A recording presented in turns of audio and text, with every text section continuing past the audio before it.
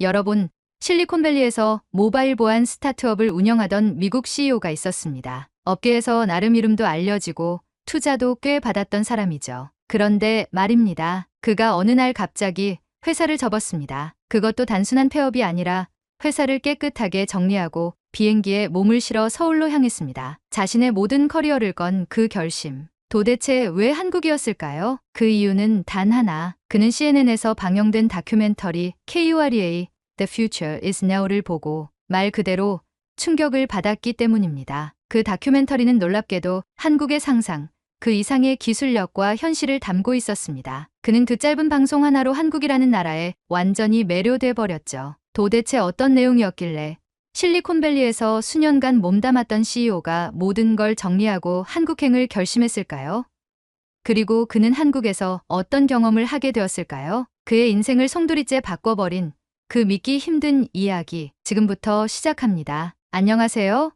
저는 제이슨 리처드슨입니다. 미국 캘리포니아 출신으로 실리콘밸리에서 모바일 보안 관련 스타트업을 창업해 운영하던 평범한 기술 기업가였습니다. 대학 시절부터 컴퓨터 공학과 사이버 보안에 큰 관심을 가졌고 졸업 후엔 유수의 보안회사에 취직해 경력을 쌓다가 내 사업을 하고 싶다는 욕망이 점점 커졌습니다. 그렇게 창업을 결심했고 몇몇 투자자들의 도움을 받아 작은 회사를 시작했습니다. 처음엔 순조로워 보였고 저도 제 회사를 꽤 괜찮게 키워가고 있다고 생각했습니다. 하지만 현실은 생각만큼 낭만적이지 않았습니다. 기술력만으로는 부족했고 끊임없이 변화하는 시장 트렌드와 경쟁사의 혁신 속도, 투자자들의 압박, 팀원 간의 이탈과 반복되는 리소스 문제까지 매일같이 불이 나는 회사를 끌고 가는 느낌이었습니다. 어느새 사무실엔 저 혼자만 남아 새벽까지 노트북 앞에 앉아 고민하는 날이 많아졌습니다. 초반엔 저도 열정으로 버텼지만 시간이 흐를수록 이 일이 과연 나에게 맞는 길인지 회의감이 들기 시작했습니다. 하루하루가 지치고 피로했습니다. 도전은 좋았지만 끝이 보이지 않는 전쟁 같았습니다. 그날도 평소처럼 늦은 시간까지 사무실에 남아 있었습니다. 모니터 속숫자는 점점 줄어드는 사용자 수를 보여주고 있었고 매일 하면 피드백과 불만들이 쏟아져 들어오고 있었죠. 머리를 감싸준 채 무작정 뉴스라도 보자며 CNN 홈페이지를 열었습니다. 그날따라 유독 눈에 띄는 제목 하나가 있었습니다. KUREA The Future is Now. 솔직히 말하면 처음엔 그냥 시간 때우기용으로 클릭한 영상이었습니다. 그러나 그 다큐멘터리는 시작 5분도 채 되지 않아 제 모든 생각을 송두리째 흔들어 놓았습니다. 영상 속 한국은 제가 알고 있던 아시아의 한 국가가 아니었습니다. 기술이 삶 속에 자연스럽게 녹아든 사회, 혁신과 실용이 조화를 이루는 도시, 디지털과 인간미가 공존하는 공간. 그곳은 마치 한 발짝 앞선 미래처럼 보였습니다. 영상은 고작 40분 남짓했지만 그 안엔 제가 실리콘밸리에서 꿈꾸었던 거의 모든 것이 이미 현실로 구현되어 있었습니다. 놀라웠습니다. 아니, 충격이었습니다. 기술을 사랑하는 사람이라면 누구든지 넋을 놓고 바라볼 수밖에 없는 광경이었습니다. 그때 제 머릿속에 문득 이런 생각이 스쳤습니다. 나는 지금 어디서 무얼 하고 있는 걸까? 왜 나는 여전히 가능성을 찾으며 이곳에서 발버둥치고 있는 걸까? 만약 내가 진짜 기술의 미래를 경험하고 싶다면 그곳은 이곳이 아니라 한국일지도 모른다는 확신이 들었습니다. 그렇게 마음이 기울자 모든 게 빠르게 흘러갔습니다. 불과 며칠 뒤 저는 회사 동료들과 투자자들에게 솔직히 상황을 설명했고 대부분 놀라워하면서도 이해해 주었습니다. 일부는 제 결정을 무모하다며 말렸지만 저는 이미 마음을 굳힌 상태였습니다. 미국에서의 모든 정리를 마치고 저는 생전 처음 비행기 티켓에 인천국제공항이라는 목적지를 입력했습니다. 두려움도 있었지만 이상하리만큼 설렜습니다. 새로운 기술 환경, 새로운 문화, 새로운 도전. 무엇보다도 내가 진짜 좋아하는 기술이 살아 숨쉬는 나라로 가는 느낌이었습니다. 한국에 도착하던 날 인천공항의 첫 인상이 아직도 생생하게 기억납니다. 공항 전체가 마치 하나의 거대한 스마트 시티처럼 느껴졌습니다. 자동화된 절차, 깔끔하고 효율적인 동선, 어디서나 연결 가능한 와이파이. 단지 공항일 뿐인데 이미 다른 세계에 온 것 같았습니다. 저는 곧 서울 강남에 위치한 한 중견 통신기업에 입사하게 되었고 거기서부터 진짜 이야기가 시작되었습니다. 지금 생각해보면 그때의 저는 단순한 호기심으로 한국에 온 것이 아니라 어쩌면 진짜 제 인생을 다시 시작하기 위한 용기를 낸 것이었는지도 모르겠습니다. 입사가 결정된 후 일주일 만에 정식으로 회사에 출근하게 되었습니다. 강남의 고층 빌딩 중 하나에 자리한 이 통신기업은 생각보다 규모가 컸고 사무실은 굉장히 현대적이었습니다. 일단 가장 먼저 놀란 건 업무 시작 전 직원들이 자리에 앉아 조용히 업무 준비를 하는 모습이었습니다. 미국에서는 출근 시간이 되자마자 커피를 사러 나가거나 수다를 떠는 직원들이 많았기에 이 질서 정연한 분위기는 낯설면서도 꽤 인상적이었습니다. 제가 들어간 팀은 주로 해외 통신망 기술을 연구하고 기획하는 부서였고 구성원 대부분이 30대 초중반의 젊은 인재들이었습니다. 모두 유창한 영어를 구사했고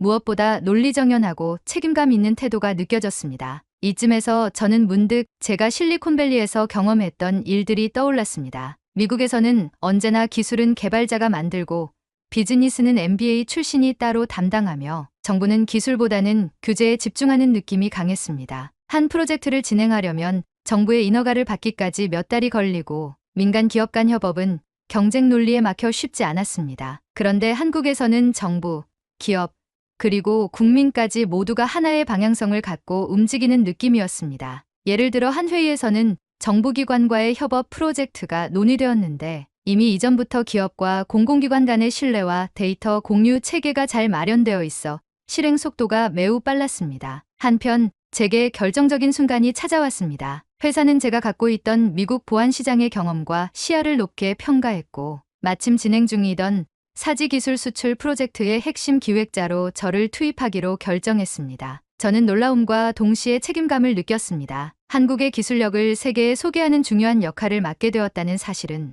제 인생에서 처음으로 내가 진짜 필요한 곳에 왔다는 확신을 안겨주었습니다. 사지기술 수출 프로젝트의 핵심 기획자로 정식 투입되었을 때 솔직히 말해 제 안에는 기대와 부담이 뒤섞여 있었습니다. 기술에 대한 자신감은 있었지만 이방인이라는 정체성은 쉽게 지워지지 않았습니다. 게다가 이 프로젝트는 단순한 기술 협상이 아니라 한국의 통신 인프라를 동남아 국가의 패키지로 수출하는 거대한 사업이었습니다. 기술, 문화, 언어, 정부 기관과의 협상까지 모두 고려해야 하는 복합적인 과제였죠. 역시나 걱정한 대로 처음부터 문제가 발생했습니다. 회의 도중 제가 제안한 보안 인프라 설계안이 한국 측 개발진들과 충돌을 일으킨 것입니다. 미국식 보안 체계를 기반으로 설계한 모델이 한국의 기술 환경과 맞지 않았던 것이죠. 회의 분위기는 얼어붙었고 저는 다소 오만하게 접근했음을 그제야 깨달았습니다. 이후에도 제가 작성한 문서가 한국식 보고서 포맷과 맞지 않아 다시 작성해야 했고 각종 용어 혼선으로 인해 프로젝트 팀원들과 여러 번 오해가 생겼습니다. 그 중에서도 가장 힘들었던 건 속도였습니다. 한국은 회의 후 실행까지의 전환 속도가 매우 빨랐습니다. 한 번의 회의로 방향이 정해지면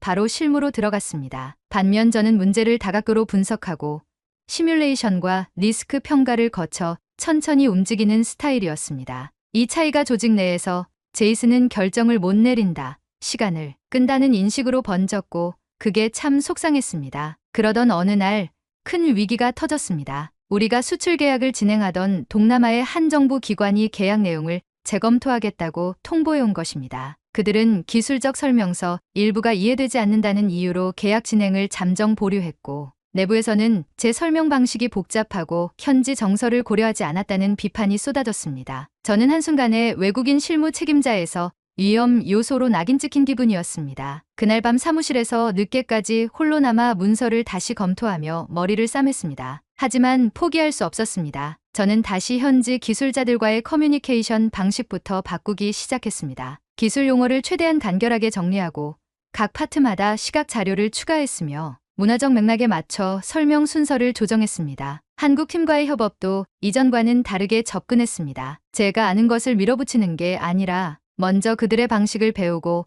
거기서 부족한 부분을 메우는 방식으로 바꿨습니다. 솔직히 자존심이 상했지만 그 과정을 통해 진짜 팀워크를 배워갔던 것 같습니다. 며칠 뒤 동남아 정부 측은 수정된 제안서를 보고 계약을 재개하겠다는 의사를 전달해 왔습니다. 무엇보다 이해하기 쉬웠고 설득력 있는 구성이었다는 피드백을 받았을 때 저는 말 그대로 안도의 한숨을 내쉬었습니다. 프로젝트는 다시 속도를 냈고 저는 처음으로 이 팀 안에서 기여하고 있다는 실감을 하게 되었습니다. 한 번의 고비를 넘긴 후 프로젝트는 서서히 정상 궤도에 올라섰고 저는 점점 팀원들과 리듬을 맞춰가기 시작했습니다. 회의 때면 서로 눈빛만으로도 의도를 파악할 수 있었고 주말이면 자연스럽게 팀원들과 식사도 함께하며 한국의 일상에도 익숙해져 갔습니다. 고된 일정 속에서도 저는 이 새로운 문화와 환경 속에서 성장하고 있다는 것을 실감했습니다. 그러던 중 팀장님께서 저를 부르셨습니다. 태국의 통신 공공기관에서 고위급 실무자가 방한하는데 우리 프로젝트에 대한 프레젠테이션을 제게 맡기겠다는 말씀이었습니다. 이건 엄청난 기회였습니다. 동시에 어깨가 무거웠습니다. 이번 발표가 성공적으로 마무리되면 계약은 물론이고 후속 사업까지 논의될 수 있는 중요한 자리였기 때문입니다. 저는 밤낮 없이 발표 자료를 준비했습니다. 기술적 설명뿐 아니라 제가 미국과 아시아 시장에서 겪은 사례를 녹여 상대가 쉽게 공감할 수 있도록 구성했습니다. 팀원들과도 몇 차례 리허설을 거쳤고 부족한 부분을 빠르게 보완했습니다. 모두가 기대했고 저도 자신감이 붙기 시작했습니다. 그리고 발표 당일 긴장과 흥분 속에 회의실 문이 열리고 태국 실무자들이 들어왔습니다. 저는 천천히 일어나 인사를 하고 프레젠테이션을 시작했습니다. 초반 분위기는 괜찮았습니다. 발표 내용에 집중하는 눈빛, 몇몇 고개 끄덕임. 그런데 발표 중반쯤 예상치 못한 일이 벌어졌습니다. 기술 보안 파트에서 제가 사용하는 영어 표현 중 하나가 그들 입장에선 민감하게 받아들여질 수 있는 단어였던 것입니다. 상대 실무자의 얼굴이 굳어졌고 동시에 옆에 앉아 있던 한국인 동료가 조용히 제 팔을 잡아 끄는 느낌이 들었습니다. 분위기가 서서히 얼어붙기 시작했습니다. 프레젠테이션이 끝나고 나자 회의실은 조용했습니다. 태국 대표는 자료는 잘 받았고 검토 후 연락드리겠다는 짧은 말만 남긴 채 떠났습니다. 저는 그제야 뭔가 잘못됐다는 걸 느꼈고 미팅이 끝난 후 팀장은 조용히 말했습니다. 제이슨, 발표 내용 중 일부 표현이 그쪽 문화에선 조금 불편하게 들렸을 수도 있어요. 의도는 아니었겠지만 예민하게 받아들일 수 있는 부분이었어요. 그 순간 머릿속이 또다시 하얘졌습니다. 몇 주간 준비했던 발표, 저를 믿고 맡겨준 팀의 기대, 그리고 회사 전체의 신뢰가 순식간에 무너지는 느낌이었습니다. 자책이 밀려왔고 실망한 팀원들의 표정이 떠올랐습니다. 저는 그날 밤 거의 잠을 이루지 못했습니다. 그러나 도망칠 순 없었습니다. 저는 직접 태국 측에 사과 메일을 작성했고 문화적 오해로 인한 표현의 실수를 설명하며 진심 어린 사과를 전했습니다. 그리고 팀원들에게도 정중히 사과했습니다. 다행히 모두가 저를 이해해줬고 특히 팀장은 중요한 건 그 실수에서 배우고 바로잡는 자세라고 말해주었습니다. 며칠 후 태국 측에서 회신이 왔습니다. 예에 있는 사과와 보완된 설명 덕분에 오해는 풀렸고 다시 미팅을 진행해보자는 긍정적인 메시지였습니다. 그 순간 저는 깨달았습니다. 한국에서 제가 보고 있는 것은 단순한 기술 강국이 아니라 실수를 배움으로 전환하고 관계를 회복하는 힘까지 갖춘 사람들이라는 것을. 태국과의 오해가 풀린 뒤로 프로젝트는 다시 빠른 진행 속도를 회복했습니다. 저는 다시금 자신감을 얻었고 팀원들과의 관계도 이전보다 훨씬 깊어졌습니다. 프로젝트 실적이 점점 가시화되면서 제 이름도 회사 내부에서 조금씩 알려지기 시작했습니다. 어느 날 팀장이 저를 따로 불러 말했습니다. 제이슨 씨, 다음 달 발표회에는 본부장님과 함께 정부 관계자들도 오십니다. 우리가 추진 중인 수출 모델을 공개하는 첫 자리니까 준비 잘 해봅시다. 저에게는 또 하나의 중대한 시험대가 주어진 것이었습니다. 그 발표회를 앞두고 팀에서는 수차례 리허설을 했습니다. 제 역할은 외국인의 관점에서 본 한국 통신, 기술의 우수성과 이 시스템이 왜 글로벌 표준이 될 수 있는지를 설명하는 파트였습니다. 저는 한국에서 느낀 기술과 문화의 조화를 진심을 담아 표현하고자 했습니다. 그리고 마침내 행사 당일이 다가왔습니다. 대형 회의실엔 수십 명의 관계자들이 자리했고 긴장된 분위기 속에서 저는 무대에 올랐습니다. 한국의 기술은 단순한 빠른 인터넷이 아닙니다. 그것은 시민의 삶 속에서 함께 숨 쉬는 인프라이고 혁신이 일상이 된 사회의 상징입니다. 저는 그날 제 발표 중 가장 열정을 담아 이 문장을 말했습니다. 그런데 그 직후 객석 앞줄에 앉아 있던 정부 관계자 한 분의 표정이 순간 미묘하게 일그러지는 것을 보았습니다. 발표 후 팀원 한 명이 조심스럽게 제게 다가왔습니다. 제이슨, 혹시 그 문장 말이에요. 시민의 삶 속에서 숨 쉰다는 표현이 한국에선 다소 추상적이고 너무 외국식 표현이라고 느껴질 수도 있대요. 게다가 혁신이 일상이라는 말도 누군가는 자화자찬처럼 들릴 수 있어서 그 말을 듣는 순간 저는 당황스러움을 감추지 못했습니다. 나는 좋은 의도로 한국을 진심으로 칭찬하고 존중하는 마음으로 표현한 것이었는데 그게 오히려 부담스럽거나 과장된 것으로 비춰질 수 있다니 마음이 복잡해졌습니다. 그동안 나는 한국을 잘 알고 있다고 생각했는데 정말 그랬던 걸까? 어디까지가 존중이고 어디서부터가 오만이었을까? 그날 오후 무거운 마음으로 근처 작은 식당에 들렀습니다. 말없이 김치찌개를 한 숟갈 떠먹던 중 식당 아주머니께서 말을 거셨습니다. 외국분 맞죠?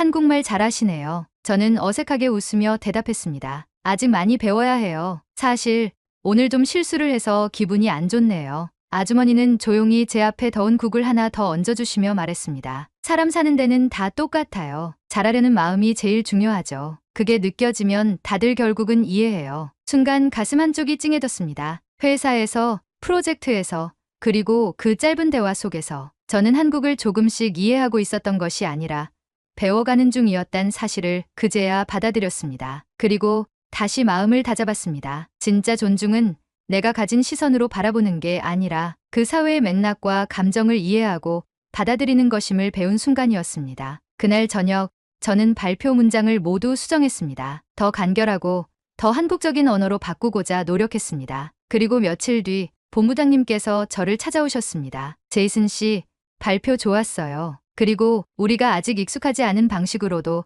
한국을 생각해 볼 수 있다는 점 신선했어요. 그 말은 저에게 너무나 큰 위로이자 다시 앞으로 나아갈 용기였습니다. 저는 한국을 이해하기 위해 이곳에 온 게 아니었습니다. 이곳에서 함께 배우고 함께 만들어가며 진짜 글로벌 기술 생태계의 일원이 되기 위해 온 것이었습니다. 프로젝트는 결국 성공적으로 마무리되었습니다. 우리가 개발한 사지 수출 모델은 동남아시아 2개 국가에 동시에 적용되었고 그중 한 곳에선 이미 상용화가 시작되었습니다. 협상은 순탄하지 않았지만 팀원들과 함께 발로 뛰며 각국 실무자들을 만나 설득한 결과였습니다. 회사 내부에서도 이번 프로젝트는 대외적 신뢰도와 수익 면에서 의미 있는 성과로 평가되었고 저는 정식으로 글로벌 전략기획팀 소속으로 발령을 받게 되었습니다. 처음 한국 땅을 밟았을 때 저는 단지 기술을 보기 위해 이곳에 왔습니다. 하지만 지금 그 기술 이면에 있는 사람들, 문화, 협업, 진심, 그리고 배려를 경험하며 저는 완전히 다른 세상을 본 듯한 기분이 들었습니다. 기술이란 결국 사람을 위한 것이고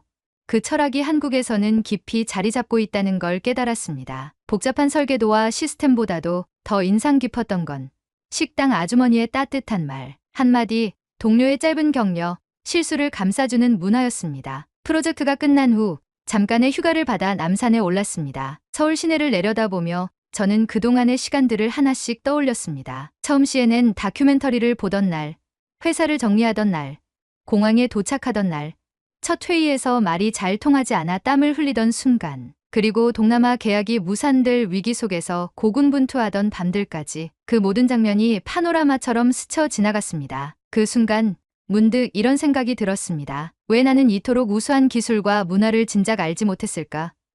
실리콘밸리에서 최신 기술을 접한다고 자부했던 나는 어쩌면 그 너머에 있는 진짜 가치를 보지 못한 채 스스로를 우물 안개구리로 가두고 있었던 건 아닐까? 단순히 한국의 기술이 뛰어나다는 것만이 아니었습니다. 이곳은 기술이 일상에 자연스럽게 스며들고 사람들의 삶에 깊이 연결되어 있으며 무엇보다 기술과 사람이 함께 성장하는 구조가 되어 있었습니다. 한국에서의 시간이 저에게 남긴 가장 큰 변화는 기술을 보는 시선 그 자체였습니다. 저는 더 이상 기술을 팔기 위한 도구로 보지 않게 되었습니다. 이제는 그것이 어떻게 사람들의 삶에 스며들고 함께 살아가는가를 더 중요하게 생각하게 되었습니다. 그리고 또 하나, 저는 더 이상 이곳을 외국이라고 느끼지 않습니다. 식당에서 마주치는 익숙한 얼굴들, 지하철에서 자연스럽게 양보하는 모습, 밤늦게까지 불이 꺼지지 않는 연구실. 이 모든 것이 이제는 낯설지 않습니다. 때로는 이곳이 제 고향보다 더 따뜻하게 느껴지기도 합니다. 이제 저는 새로운 목표를 세웠습니다. 한국의 기술, 한국의 철학,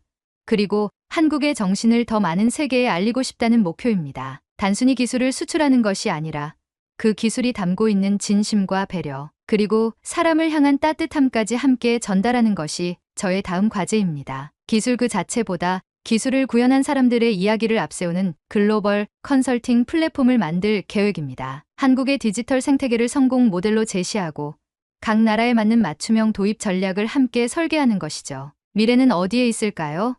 누군가는 여전히 실리콘밸리를 말하겠지만 저는 이제 자신 있게 말할 수 있습니다. 지금 가장 뜨거운 미래는 바로 여기 대한민국에 있습니다. 실제로 한국은 자국 기술을 세계 표준으로 끌어올린 대표적인 디지털 강국으로 자리매김하고 있습니다. 와이브로는 제네바 ITU 총회에서 3세대 이동통신 표준으로 T2000 표준으로 채택된 데 이어 사지 공통 주파수 대역으로도 선정되며 세계 시장 진출 가능성을 인정받았습니다. 또한 지상파 DMB는 유럽, 북미, 일본의 기술과 함께 ITU 국제 표준으로 확정되며 글로벌 기술 경쟁력을 입증했습니다. CNN은 한국을 공상소설이 현실이 된 나라로 표현하며 정부 기업 국민이 긴밀하게 협력하는 디지털 생태계가 기술 선진국으로서의 원동력이라고 분석했습니다.